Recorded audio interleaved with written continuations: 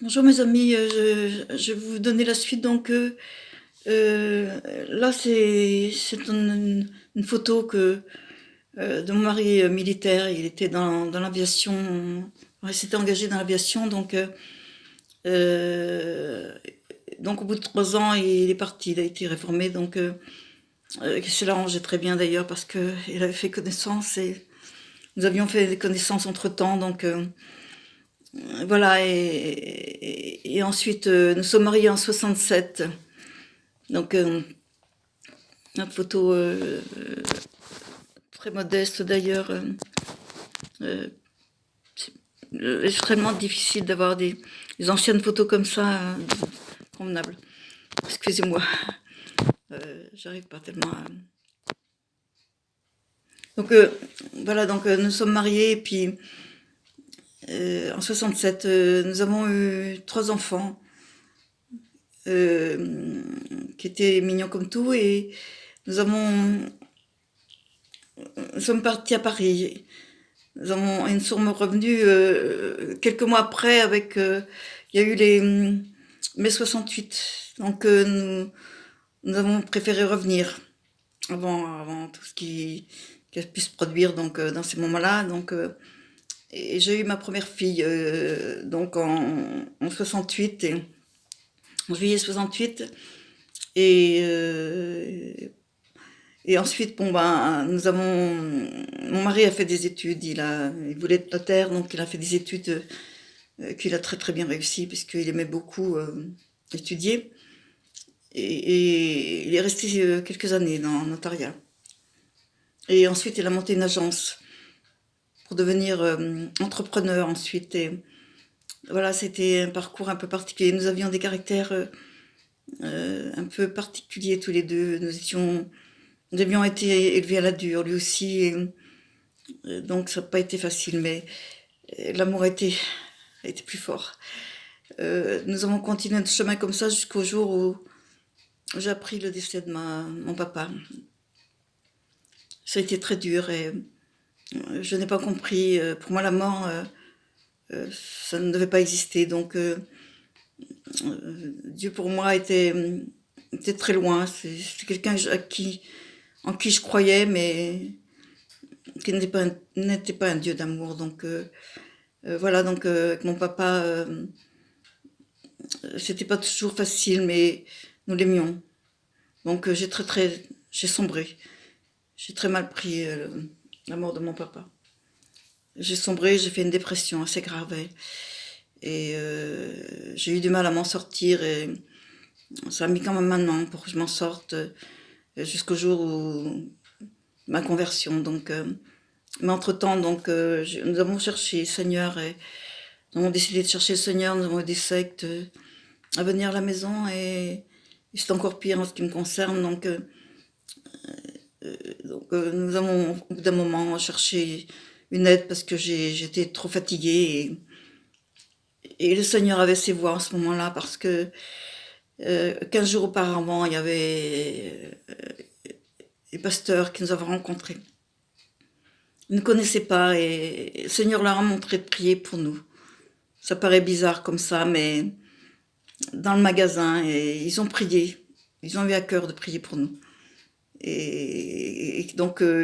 Rosita s'est présentée, une jeune fille du voyage, et 15 jours après, nous ne savions pas tout cela, et elle était chrétienne.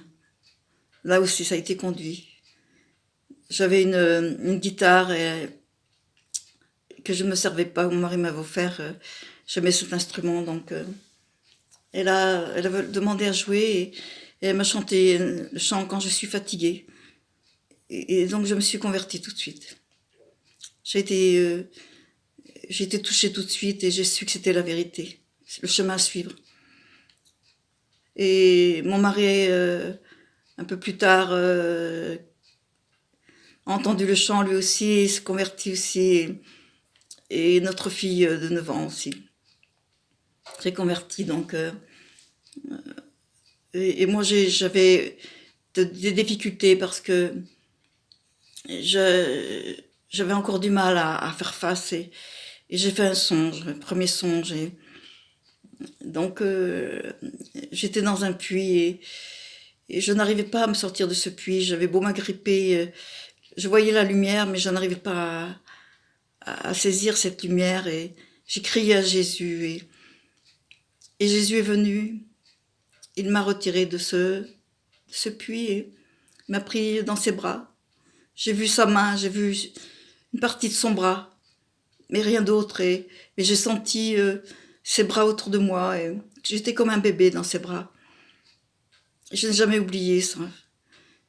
Donc, les pasteurs nous ont rencontrés, nous avons eu des Bibles et le Seigneur a fait grâce parce que ils nous ont rencontré cette histoire dans le magasin. Donc, ils ont été extrêmement étonnés, ils nous ont reconnus. Tout avait été conduit. D'ailleurs, vraiment extraordinaire. Donc, mon mari, avec son entreprise, a continué un petit moment et nous avons fait beaucoup de réunions dans la maison. Nous avions une grande maison et autour du feu, nous faisions des petites réunions avec les frères du voyage et enfin tous nos frères et sœurs, donc tout nouveau, mais nous étions heureux. Donc c'était une nouvelle vie. Et il a perdu son entreprise. Mais nous étions prêts, nous avions décidé de laisser tout ce monde mondain autour de nous. C'était quelque chose que nous ne voulions plus, nous voulions partir à zéro, comme le dit le chant, et sommes partis. Nous sommes partis sans rien dans les poches, mais nous avions tout dans le cœur. Nous savions en qui nous avions cru. Et le Seigneur a pourvu à nos besoins. Il nous a donné une voiture. Je ne pourrais pas te dire les détails de ce que c'est fait parce que c'est merveilleux. Et puis aussi de l'argent de personnes que nous n'avons jamais su, qui nous avaient pourvu comme ça à nos besoins.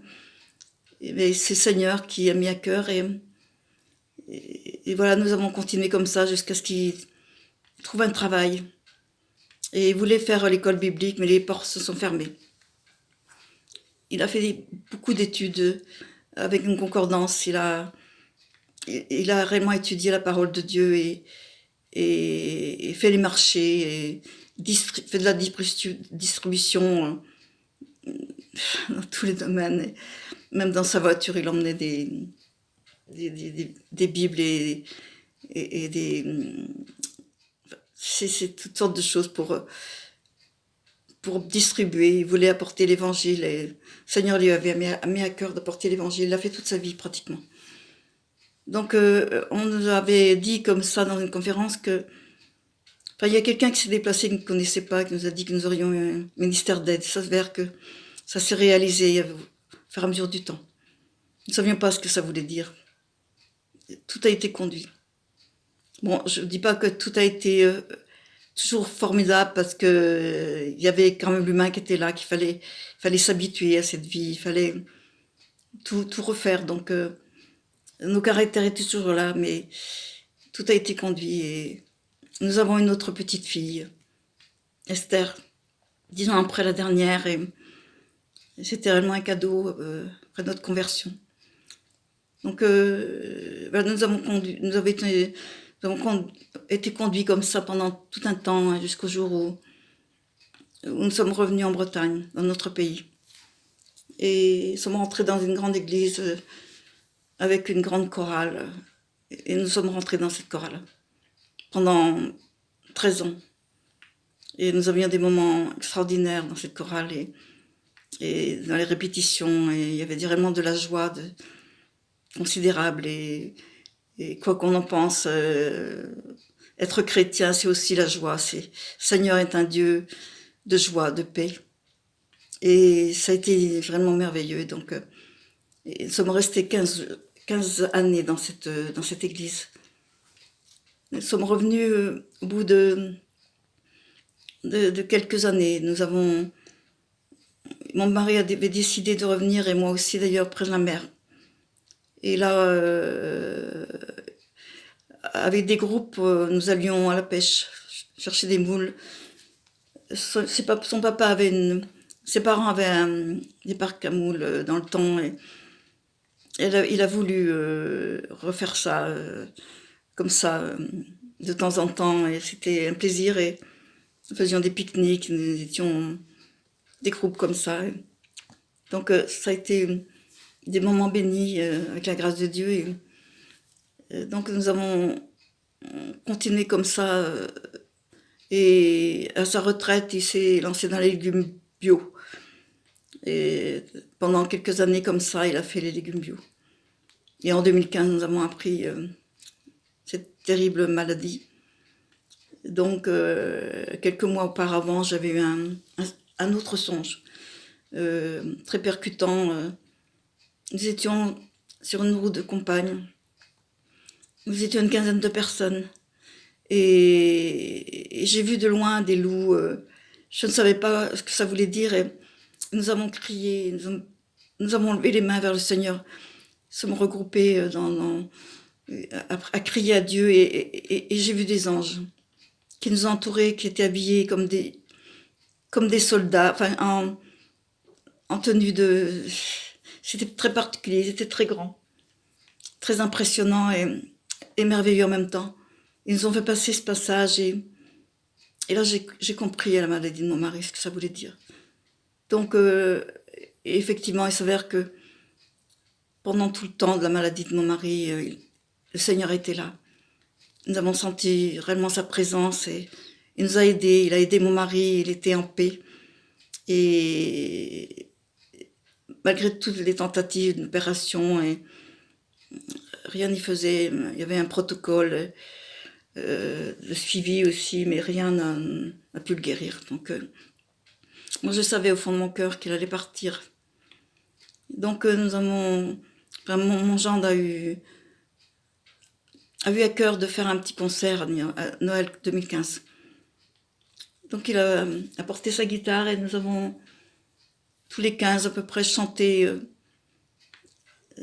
autour de lui et il était tellement heureux. Et les infirmières étaient dans la joie et de nous voir comme ça.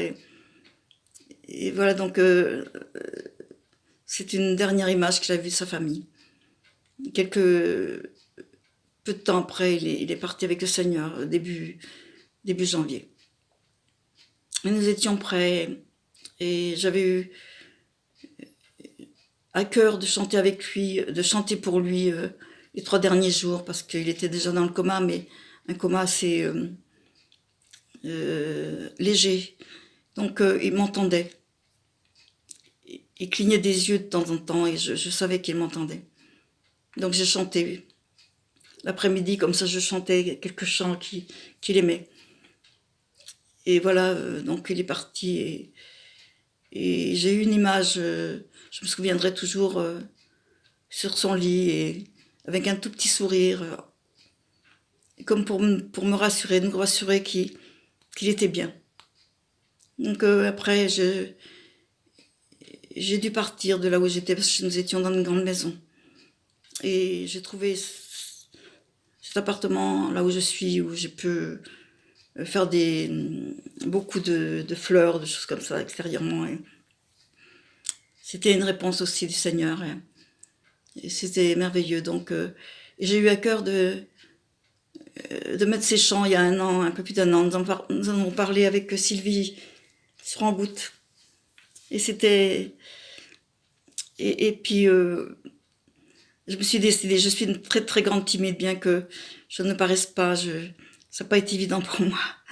Mais j'ai fait face et le Seigneur m'a donné des chants tous les jours, différents, hein, que je recopiais, et puis ça continuait comme ça. Donc voilà, donc je vous incite à lui aussi, vous aussi, de suivre le Seigneur. Il est un Dieu merveilleux, un papa, vraiment un papa, et nous pouvons toujours compter sur lui en toutes circonstances.